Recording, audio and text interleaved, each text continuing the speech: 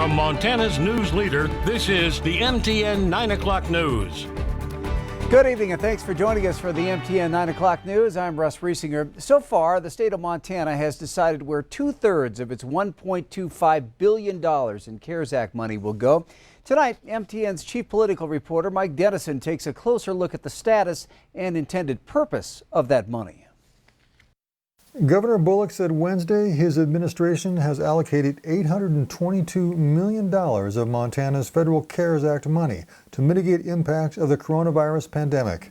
But only about $100 million of that money has actually been distributed.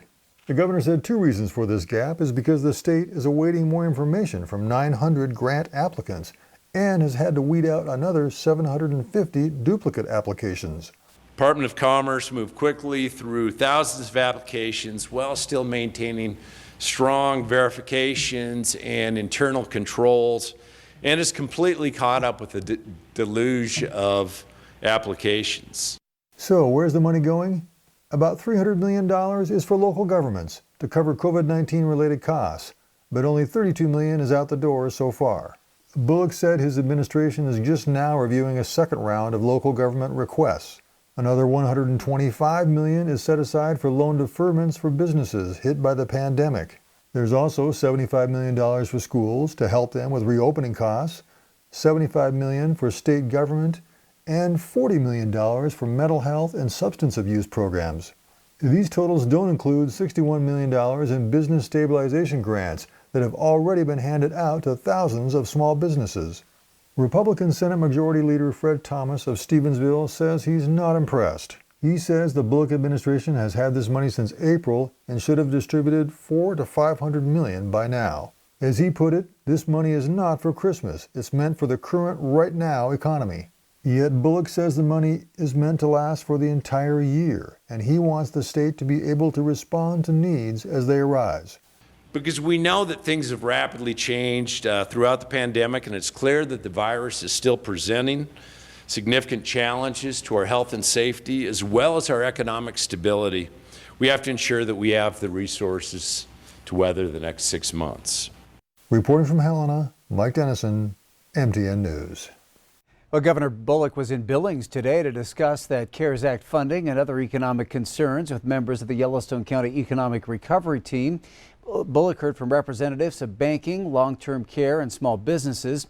New data from WalletHub shows Yellowstone is rated as one of the most economically vulnerable counties in the country due to our regional hub status. Other cities in our region, including Boise, Bozeman, and Rapid City, also cracked the top 10%. We have a big footprint with regional retail, entertainment, and restaurants that are all feeling the impact. Another vulnerable sector is small business.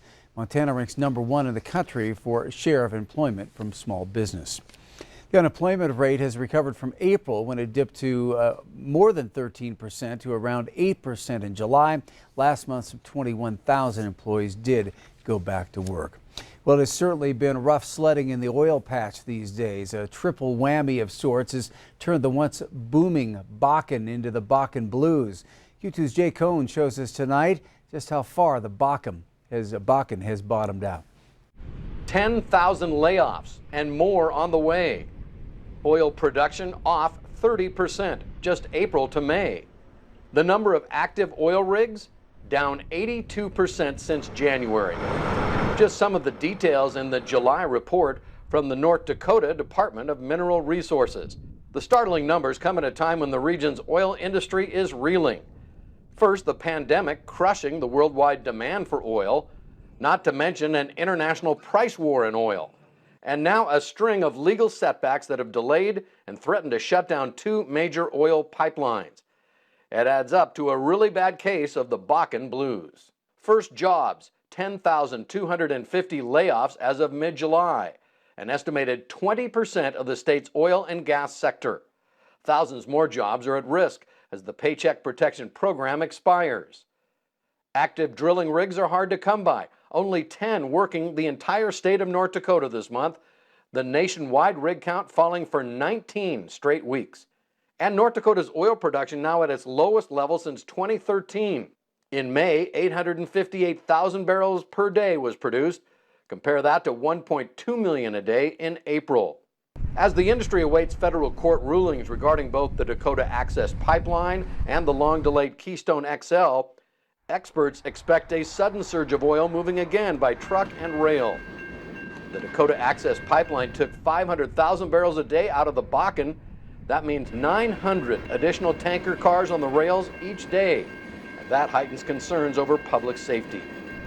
Alan Olson with the Montana Petroleum Association says without those pipelines, Montana and North Dakota oil producers face a significant hike in transportation costs, as much as $15 a barrel. Economics that simply don't add up for oil ventures here. Olson says the big concern industry-wide is the rise in COVID-19 cases. As the cases go up, the demand for oil goes down. It's that simple.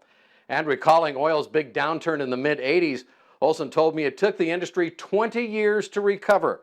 With that in mind, he said, we've got a long road ahead of us. In Billings, I'm Jay Cohn reporting for MTN News. All right, thank you, Jay. Now, if you're looking for any good news, some experts feel the Bakken production numbers may have already hit bottom. They're hoping for better numbers 2 months from now when July's figures are released. Well, COVID-19 has claimed yet another 2 lives at Canyon Creek Memory Care in Billings. Canyon Creek reported another death tonight on its Facebook page. That after Yellowstone County health officials said a man in his 70s passed away at the long-term care facility Tuesday. Since the facility outbreak was announced on July 6th, 15 residents have died. To date, 96 people associated with Canyon Creek have tested positive for the virus, 56 residents and 40 staff members. The 2 latest deaths mark the 20th and 21st here in Yellowstone County, the 45th across the state now. Lake County also reported its first death this morning, a man in his 70s.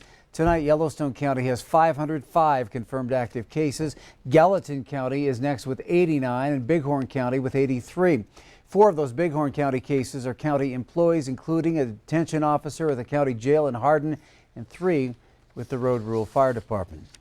And an update on a string of arsons that kept firefighters busy for hours last night in Bighorn County. Authorities say at least 27 fires were set between Crow and Hardin last night. 11 fire trucks from multiple agencies had to be called out. Fire Management Officer Bob Jones says a qualified fire investigator is now being brought in. He also says it could have been a lot worse if not for the excellent job of first responders. So on I-90, we had 5 fires on the east side with structures nearby, and then also even by the railroad tracks on the other side heading further to the west. We had structures and of course other values at risk like people's crops and cattle and things like that. And how concerning is it to know that this person is still out there and may do it again? Yeah, we're pretty concerned, and but we've got some resources and we're ready. No suspect information has been released at this point. A Huntley family was able to escape as flames engulfed their home early this morning. That fire started just before 4:30 on the home's porch at 1052 Pryor Creek Road. The family's neighbors called 911. Warden fire officials say wind fanned those flames as they spread to the attic, caused the roof to collapse. While there's not a confirmed cause, fire officials want to remind homeowners to avoid disposing of cigarette butts in their potted plants, as potting soil is flammable, especially when dry. Well, if you think you've noticed an abundance of grasshoppers the last few weeks, you'd be right. Tonight, Q2's Krista Rose has more on what's happening with all the hoppers. If you've walked outside in the last week or so, you've probably noticed them, grasshoppers. And while it's not an uncommon sight at this time of year, what is uncommon is their almost endless numbers. Surprisingly, this perfect storm of insects was brought on by the weather. If we have a drier spring or a wetter fall in the preceding season, that it can be a season where we could get a bit more grasshoppers. And this year, we had a combination of both. Amy Graham-Pree, a horticultural assistant of Yellowstone County, puts it more simply. I think we have a plague. I'll just say it right now. We have a plague. And this plague eats almost everything in sight. I've seen them eat everything from my hollyhocks and lilies to the grass and everything in between. Whatever's in the way, and if they have eaten everything else, they'll move to something else. They even eat each other. Yes, that's right. They're cannibals. And other than being food for one another and for birds, grasshoppers are just a nuisance. So how do we cope? The big thing is, as a homeowner and in an urban location, we kind of have to do battle, hand-to-hand combat, so to speak. There are many ways to do battle, of course, from pesticides like Sevin to floating covers to protect gardens. Ultimately, when grasshoppers lose their food source, they move on. But when I asked Amy what the silver bullet is in the fight against grasshoppers, she said this. It's called winter. Yeah. Winter will come, yes. It seems winter can't come soon enough. Reporting in Billings, Krista Rose, MTN News. And if you'd like a free brochure on grasshoppers and ways to protect your lawn and garden, you can go to ktvq.com. Well, a sad and surprising announcement from MSU Billings today. MSUB Chancellor Dan Edelman is stepping down on August 4th so he can tend to a serious medical condition. Edelman has only been at the university since April of 2018, but has left his mark by guiding MSUB through its strategic program alignment, leading a fundraising campaign for the Yellowstone Science and Allied Health Building, and for his work advocating veterans. Edelman said in a statement that he'll miss MSUB terribly, especially the students. Still to come on the MTN 9 o'clock news, from roller coasters to corn dogs. It's earlier than ever, and the changes are plenty, but Montana Fair 2020 is ready for liftoff. But first, a little bit of a bumpy night on the weather scene tonight. Bob's in next with your forecast.